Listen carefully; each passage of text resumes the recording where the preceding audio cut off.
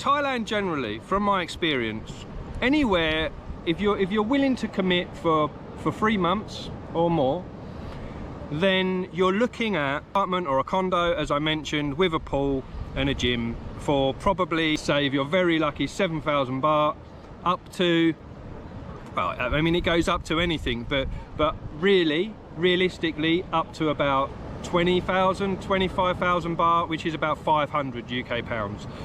Bangkok maybe being an exception to this, by the way. Yeah, maybe. So you can probably start around that price in Bangkok. So it'll be slightly different there.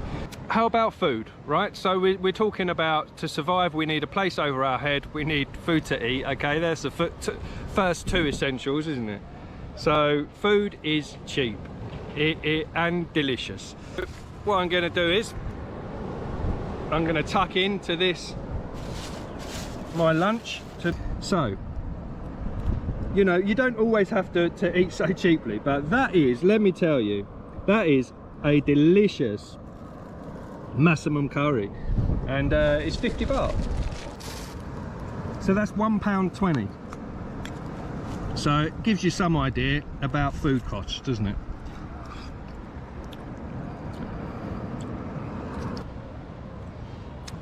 That massaman curry was delicious. Anywhere from £1. For my dinner, I actually don't have a kitchen. I have a microwave, and but I don't actually have a kitchen. So I get deliveries near enough every night for dinner, unless I eat out. And the variety on the deliveries, there's no minimum order. It costs around about 30 baht for the delivery, so it's about 70p. And same thing as Uber or Deliveroo in England. It's called Grab here, and just fantastic. Within like half an hour I can get anything I want. Steak, pizza, yeah, Italian, Japanese, curry, obviously lots of lovely Thai food, burgers, McDonald's, KFC, all of that stuff. And it's just generally ranging from like £1, £2, up to McDonald's, Big Mac meal, for example, McDonald's. I'm only saying this because it's something people can gauge. It is, what do I pay? 240 baht, so that's it's £5.80, I think, last time I checked. Hopefully that gives you an idea. Eating out, I would just say, you know, you're starting at 200-300 baht, and then you drink. So yeah, £5 to £10 plus a drink, something like that. That is still very reasonable. Okay, so let's take a stroll. I feel a little bit fidgety. Feel like I could stretch my legs, and there's some surfers out there again doing their thing. So let's go and have a look at them, and see if we can't talk a little bit more about life in Thailand. Okay, let's go have a walk. The water here in Hua Hin area, it comes up so high, so you don't really have any beach for large amounts of the day. As I walk, you'll see exactly what I mean as we walk. I'm not sure why, or yeah. Anyway, let's spin you around. So we spoke about food, and we've spoke about accommodation, we've spoke about food. Okay, so they're the bare essentials, aren't they? What's the next thing? Be good to be able to get around, right? So transport, well, there's many what are called like Songtao taxis here. You can get from one side of town to the other for probably about 15 baht, 20 baht, so it's about 50p. So there's that option. You could rent a motorbike. That would be a bit more expensive, so you're probably talking about £5 a day. Reasonable for UK standards, but that would add up. Or you could walk, which would be free. But no, I mean, the other option is buying a motorbike, which is what I done. I bought a motorbike, and very cheap Charlie here. It's excuse me, it was 10,000 baht, okay, about 250 pounds. I got a 125 Honda Click, and it does the job. I can get around wherever I want. It's taxed and insured, so that's all you need out here really to get started, isn't it? It's just to be able to get from A to B, and it's good fun. I enjoy it. Spin this round. Look at this tree here. You get a lot of trees like this where it's just dead and the roots are exposed, but how cool is that? Very cool. As I was saying, where was we? Motorbikes. So there's that. That's transportation sorted. So how much do I pay for fuel for that? Actually, to fill the tank, it cost me 70 baht to fill the tank full, which will make you laugh. It's about £1.80, isn't it? Around that, £1.80, and yeah, it lasts me about a week. That's transportation. Okay, what else?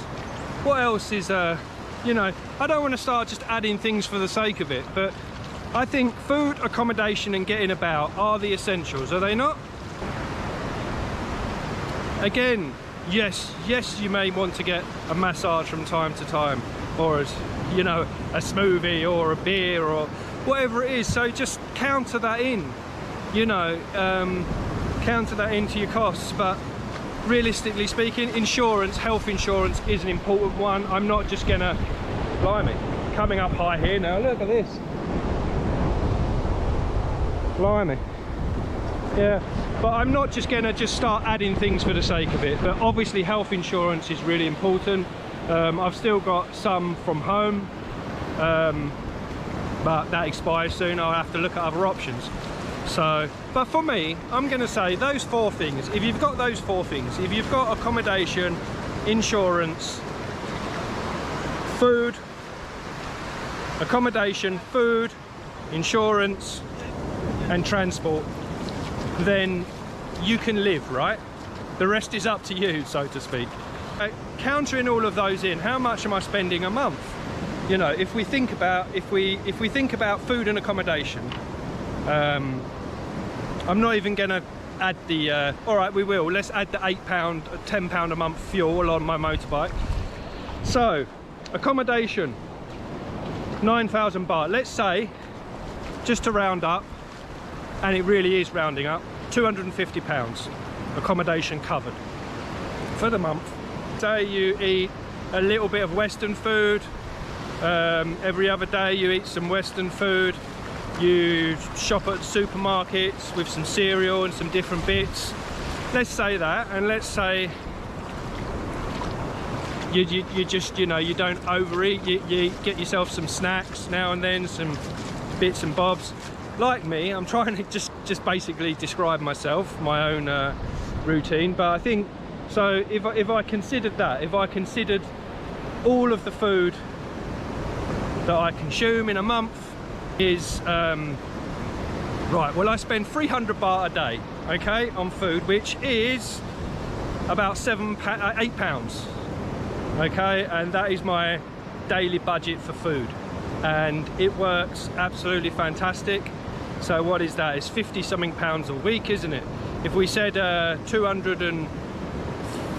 let's say 250 pounds a month too for food. Okay, so same as accommodation.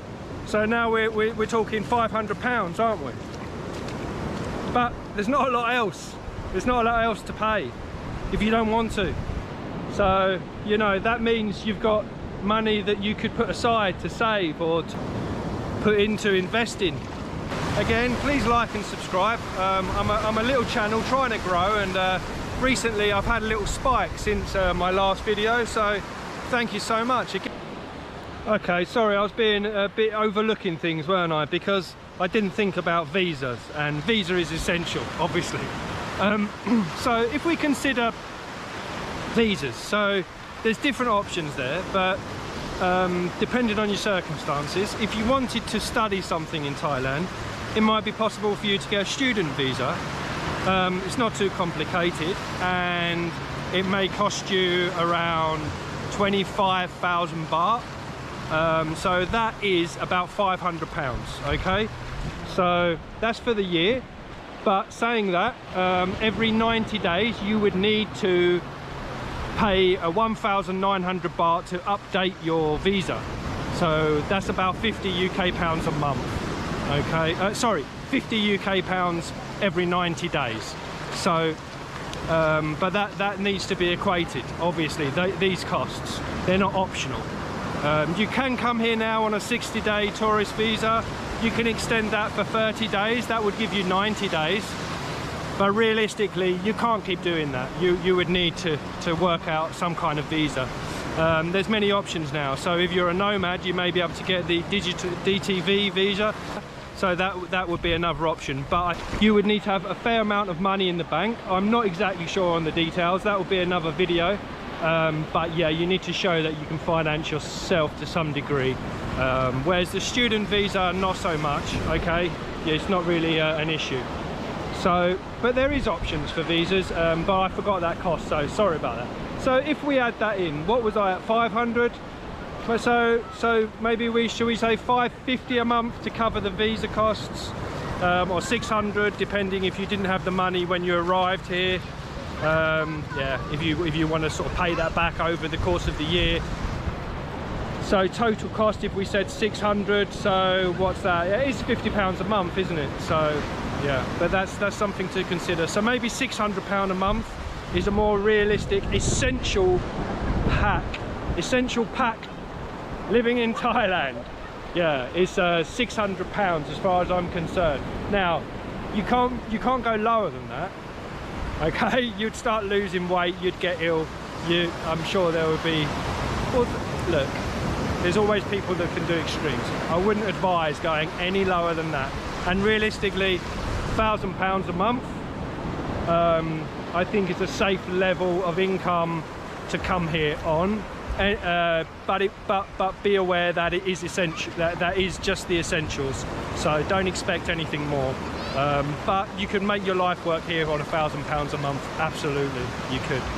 Okay, so that's about everything. So I hope we've covered most of the topic today. I'm going to get back to sunbathing and probably a little swim or something.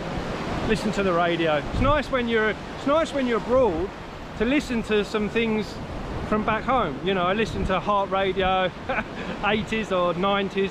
It's good. It's good. It fulfills that little bit of void. Helps. I wanted to talk to you about, obviously there was another expense that I forgot. So yeah, sorry about that. Jumped the gun, didn't I, a bit? And that's internet. So I actually pay 500 baht a month for unlimited data with AIS, and that is a good speed. I work off of it, so I stream regularly off of it. Generally reliable, not had hardly any issues, couple, but I think that's normal with any mobile network. Yeah, as I say, very reliable. So that's at that extra cost, but obviously you need to think about that. I did round up anyway, as you know, so I don't think it's a big one. So that's about it. We've spoke about expenses in the UK and why I left. Now expenses in Thailand, and obviously you can see there's a big difference between the two, a huge difference in fact. And so when you think about it, it's actually, I worked out the accommodation, albeit slightly bigger in the UK. If it's a one-bedroom apartment, it might be slightly bigger, but I wouldn't have the pool or the gym. And do you know, the cost times 7. Can you believe that? Times 7 for the same, basically the same thing. Yeah, space to sleep. Okay, so what am I going to do next? If you want to stay tuned, again, please like and subscribe. I'm a little channel trying to grow, and recently I've had a little spike since my last video, so thank you so much again for your interest. Waves are getting pretty big out there, all right?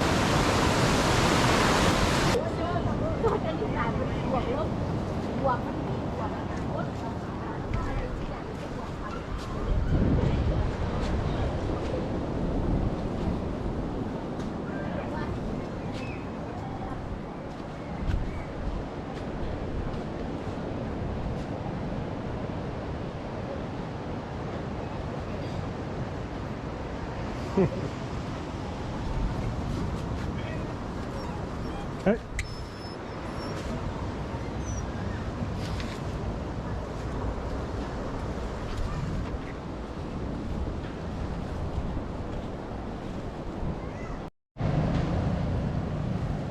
After kind of just saying, "Oi," to that dog, it's now followed me and it's actually sitting by the bike, stalking me.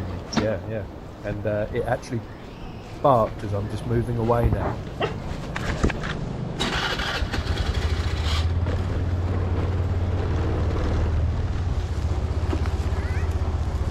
Unbelievable. Yeah, I don't know. Maybe it's a street dog. I have to watch out for him next time I'm down this area. Anyway, on we go.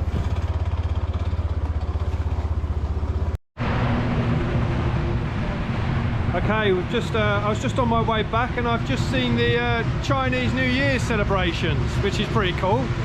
So yeah, I'll spin you around and you can have a look.